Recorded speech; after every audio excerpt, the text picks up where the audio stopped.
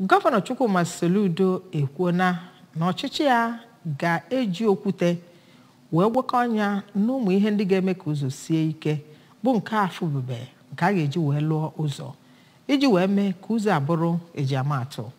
Govano Soludo mee ka amata nke a n'oge ọ bịara n'ihe mmemme emere na ABS nke a kpọrọ Chat with Governor. O mere ka amata na ya bụ ezi ọnọdụ ụzọ bụ nke a ga-amalite ma ọ bụrụ na mmiri ozuzo akwụsị. Ka anyị wetara gị ozi a site na studio anyị. Govano Soludo ekwuola na ngwụcha ọnwa na-abịa abịa okpuru ọchịchị ọbụla dị na Anambra steeti bụ nke a ga-arụgo otu ụzọ maọbụ nke ọzọ n'ime ya. Govano Soludo kwuru na ebidogori ọrụ n'ụzọ dị kilomita 14 nke dị na Okpoko dị na kansụl Ọgbaru nakwa Akpaka nke dịkwa n'ime Nsugbe, tinyekwara iwebunata oke nkwatụkọ dị na mpaghara 33.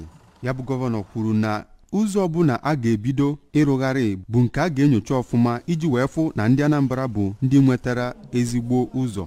Ya bụ gọvanọ kwukwara na ụzọ niile nke ọchịchị ya kwadoro bụ nke a ga-arụsị dịka ọ na-agba otu afọ n'ọrụ. O mekwara ka amata na n'ụzọ nke dị na Mmiata Anam bụ nke a ga-arụsị n'ọnwa Maachị afọ na-abịa abịa, ebe nke dị na Amansi bụkwa nke a ga-arụsị tupu Febụwarị n'afọ na-abịa abịa. Ya bụ gọvanọ kwuru na agba nke abụọ nke nrụgharị ụzọ na Anambra steeti bụ nke a ga-anọ na ya wee wube ụzọ dị kilomita 100 na akụkụ Anambra dị iche iche.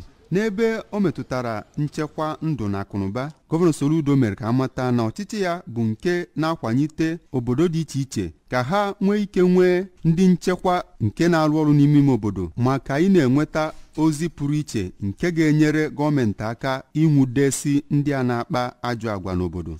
O kwuru na ndị Anambra bụ ndị tinyere ya n'ọrụ ka o wee nwee ike chekwaa ndụ na akụnụba, na gọọmenti ya ga-emekwa ihe niile o nwere ike iji hụ na nke a bịara na mmezu. Govano Soludo kpọkuru ndị mmadụ ka ha gbaa mbọ hụ na ha na-atụ ụtụ isi ha mgbe o kwesịrị iji nyere gọọmenti aka gbara ha odibo nke ọma.